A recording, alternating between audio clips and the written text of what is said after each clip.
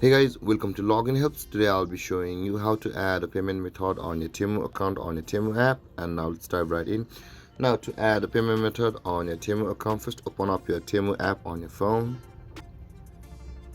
And guys, you will be able to add your Temu and you'll be able to add your debit card or credit card as a payment method on Temu easily. Guys, to do that, you can see after opening the Temu app on the bottom side of the screen, you can see these options available which says home, categories, you and the card.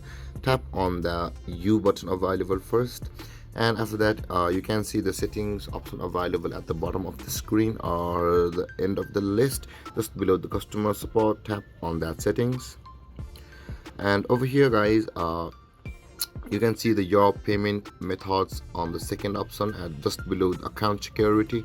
In order to add a tip payment method guys, tap on that first, and over here guys you can see you can easily add a debit or a credit card. To do that, simply tap on this button where it says add a debit card or credit card, and this panel will open where you will be able to enter your card number, your month of expiration date, and your CVV over here.